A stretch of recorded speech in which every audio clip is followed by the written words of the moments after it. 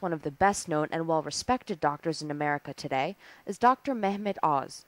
Oz is a professor of cardiac surgery at Columbia University and a founder of the complementary medicine program at New York's Presbyterian Hospital. Dr. Oz predicts that the future of energy medicine has arrived. I think that energy and the use of energy in healing will be the biggest frontier in medicine over the next decade. And the reason for that is if you think about a cell and what defines life at the level of a cell, it's all about the energy on the inside and the outside being different. That's what defines life. Well, I understand if you put the cells together into an organ and aggregate the organs into a body should have energy.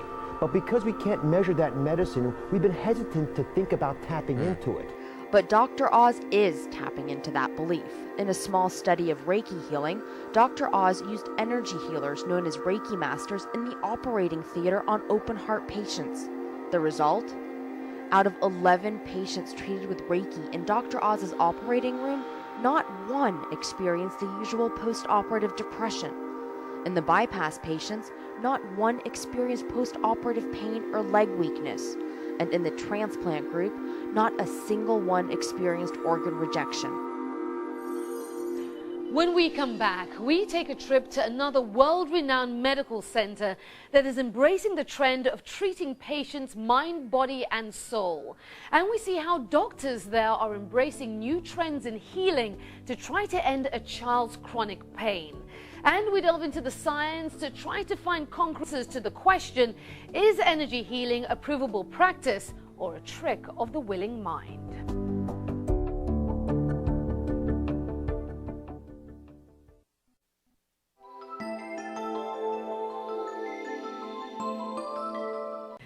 UCLA Medical Center consists among the top 3 hospitals in the country.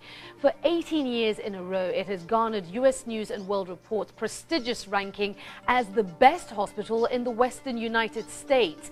And it is here that many cutting-edge therapies are being implemented in patient care. The UCLA Pediatric Pain Clinic and director Dr. Lonnie Zetzler work with children who have chronic, debilitating pain. 4, 5, 6, 7, 8. Courtney Kernick is one of those children, a high-achieving 15-year-old diver with a bright future ahead of her and the hopes of one day competing in the Olympics. Courtney had all but seen that dream disappear as pain took over her life. What started as a simple stomachache became months of debilitating abdominal pain and migraine headaches. The pain was so severe for Courtney that she had become unable to dive at a competitive level and was oftentimes too sick to even attend school. Courtney's mother, Diane, it was difficult seeing her daughter suffer. It's really frustrating and it's very stressful because, I think we always say as mothers we would take our own child's pain and, in a heartbeat my husband and I would take it, and it's just frustrating to see such a young kid being held back by something nobody can control. And when you hit doctor after doctor and even they don't have the answer sometimes, it's very frustrating and very stressful. After months of tests, pain meds, and antibiotics failed to resolve Courtney's pain, a doctor at Cedars-Sinai told Diane that she should try something slightly out of the ordinary. Come on in. He sent Diane and her daughter to the UCLA Pain Management Clinic for alternative treatment and energy healing. Reiki Energy, I think, is the newest complementary therapy on the horizon. A recommendation that Diane wasn't completely sold on, but was willing to give a try. As a mother, I think you see your kids sick and you just want to do anything to help them feel better. Trying an alternative therapy such as energy medicine for her pain was met with a teenage dose of skepticism. I never really knew what it was or heard of it before, and when they said it, I wasn't really open to anything else alternatively, but my parents kind of told me that I should just give it a try, and I did. Take another huge deep breath. Helping to treat Courtney was Carolyn Coleridge, an energy healer who's on staff at the UCLA Pediatric Clinic. Her path to energy medicine, like Judith Orloff's, was far from direct. I've been a psychotherapist for 12 years. I went to Columbia, and as I was there studying, I was really into spirituality and different types of healing. And I would see a lot of energy.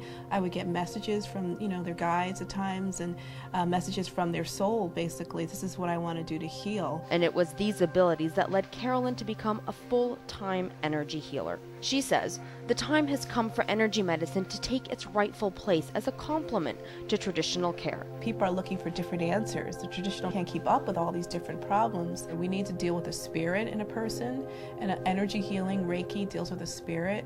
We need to deal with the physical, the doctors deal with that, and the emotional body.